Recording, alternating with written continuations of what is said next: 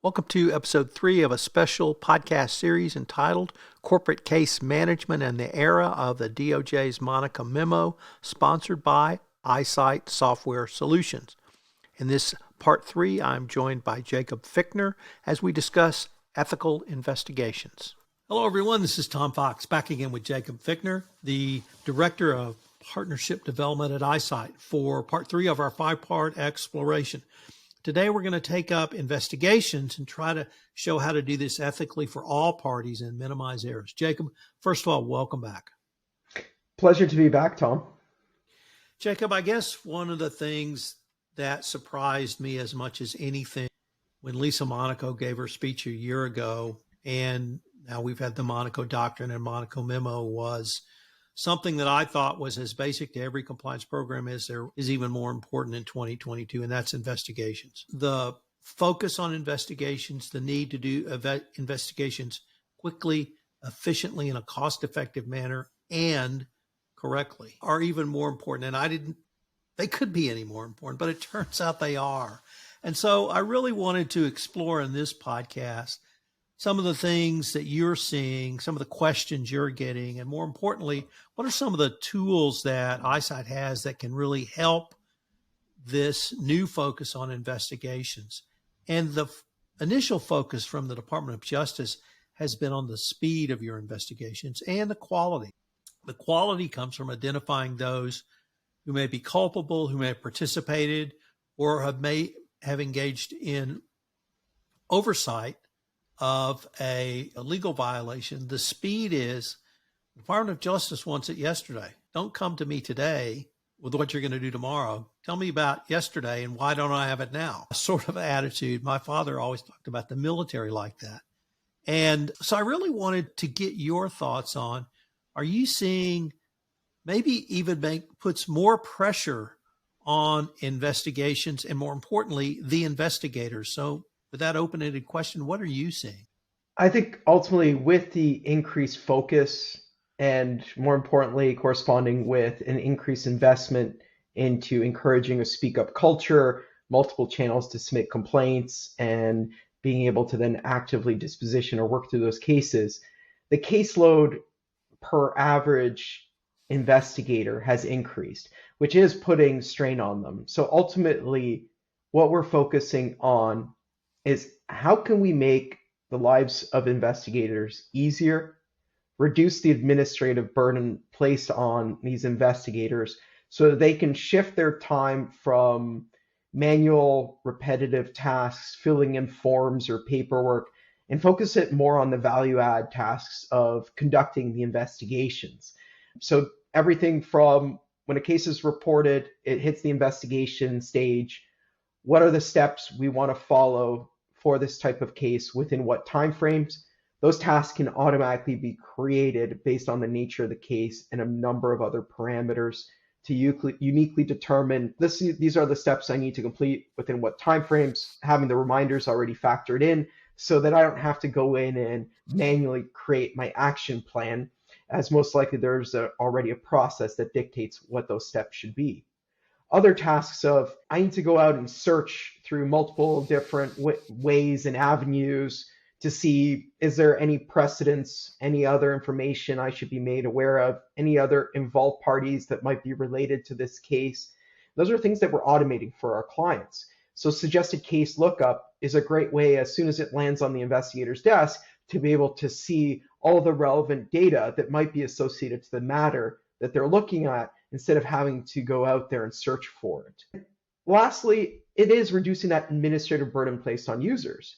So thinking of the notifications, the correspondence they need to send out, and the letters, memos, and reports that they need to create, all that can be automated within the system. So I can consistently click a button and generate my report, my status report, my interview summary report, my final investigative report, all the way to a referral or discovery packet. And then I could securely share those files from within the application. If we look at automation, that's where a key driver for implementing an advanced case management system like iSight stems from.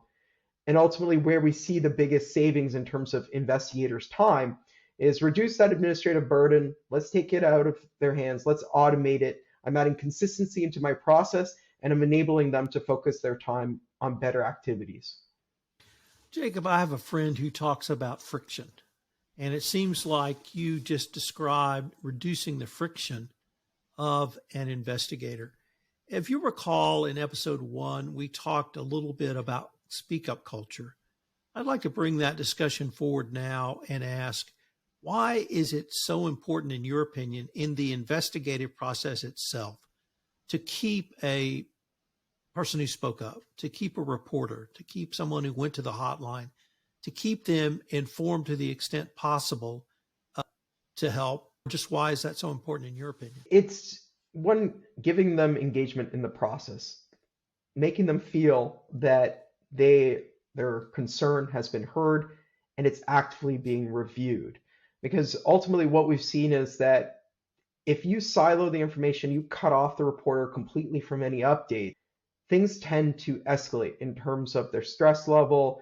They start complaining internally more, potentially looking at external complaint avenues, where if you have a process that reduces the friction for both your investigators and the complainant, it's less likely that the entire matter will escalate to additional steps.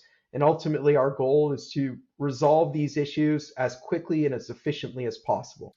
We had one other concept that's a little more legal theory, but it's something that's near and dear to my heart, and I'll explain why in a minute. And that's the fair process doctrine. The fair process doctrine says if your process is fair, people will more tend to accept an outcome they didn't want. So that doctrine came out of the world of labor arbitration, which my father did for many years. And that process was that a union and management who had a dispute would go to an impartial umpire who would make the decision. And that because that umpire was deemed to be impartial, both sides would accept that decision more readily than if it was something else. And I find that to be a highly persuasive argument of why you should keep reporters informed. And you really hit on something else that doesn't get said enough, which is if they become frustrated, that's when they start to look for outside avenues to report, i.e. regulators, i.e. the New York Times, the Wall Street Journal, other avenues that a company does not typically see in its best interest. Under the SEC reporting requirements, there's a 120-day limit from date of report to company finishing their report and deciding whether to self-disclose or not. In the corporate world, 120 days is about that long from my experience. And so the need for speed in this process is incredibly important, but it's also important because of what you raised with the reporter, with the complainant, to keep them invested in the process. And if you can keep them invested in that process, and that process is fair, they're more likely to accept a result that they may have not wanted or even disagreed with. Now, let me wrap that up in one more thing. In June of 2020, the U.S. Department of Justice, in their update to the Evaluation of Corporate Compliance Program, said that the CCO is the head of justice and fairness in a company.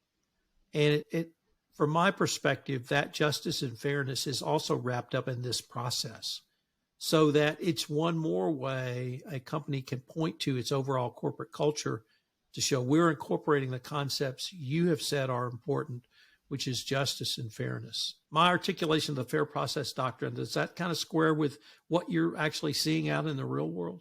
That's exactly it. Ultimately, when we look at a lot of challenges that clients articulate when they first start working with us, one of them is consistency, transparency, and an open process. So when we look at consistency, we have a process in place, we're going through the steps, and are we consistently applying either our outcomes or disciplinary actions?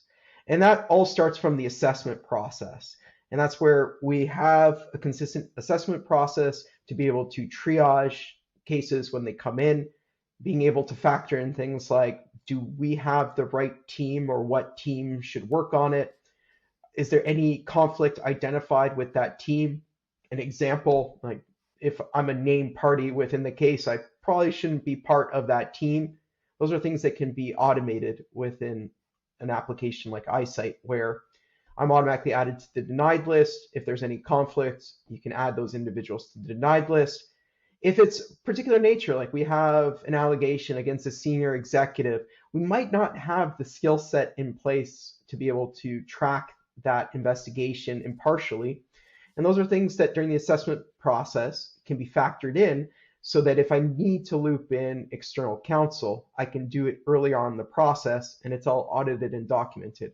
We reviewed the nature of the assessment. Here's what we need to do. Here's what we followed. And it's all part of the audit trail within the case. And the same process applies to the investigative process. When we look at the steps, what steps do we take? How long should they take? And ensure that they don't fall between the cracks. Let's send out those ticklers, those reminders that this task is about to become overdue. Because the worst thing is, we said we would follow up within 2 weeks, week 3, week 4, and that stakeholder sitting there is, am I ever going to get an update? Did I just submit a complaint and they didn't do anything with it? And that's, again, where the likelihood of them looking at other avenues. Jacob, you had an insight that, frankly, I thought, that's really not an insight. Everybody knows that. But the more I thought about it, I thought we never talk about that, which is have your decision makers ready. And the reason I think we don't talk about it, or it's not talked about enough, is that typically in a business, executives have lots of things going on. Amazingly enough, legal and compliance is not always on their top of mind. And so I really want to explore that about how the iSight tool and system really helps keep the decision makers who may be outside the legal department, outside the compliance department, have investment in the final decision, have them ready to make that decision, giving them the information they need to read or review or assess, but having them ready to do something that may not be part of their day job, or at least not the business part of their day job. Funny enough, it's something that we encountered over 10 years ago, and it was a legal department from a large multinational telling us that one of their challenges is when a sexual harassment or discrimination case is reported, they're not looped in until way too late, in their opinion. And they say, I get a report, I have to review it, they give me this timeline, and I had no idea that this was coming down the pipe until it hit my desk, and with an unreasonable expectation in terms of the turnaround. And those are things that, again, a strong assessment process, you can cut down that type of friction with your internal stakeholder groups, where based on the nature of the case, there's a high likelihood of this proceeding to these stakeholders, albeit the CCO, legal, or other, and you can proactively trigger automated notifications to let them know that this case was reported. Our process expectation is within 60 days, the investigation will be complete and ready for your review and approval. You can keep the automated notifications going out as you transition through the various steps of your investigation. And then when it hits the review and approval stage, it's not a surprise. And second, it's all packaged neatly for them to just take that automated email that they receive, click it, have all the information structured in an easy to consume fashion so that they can make the right determination based on the information that the organization has.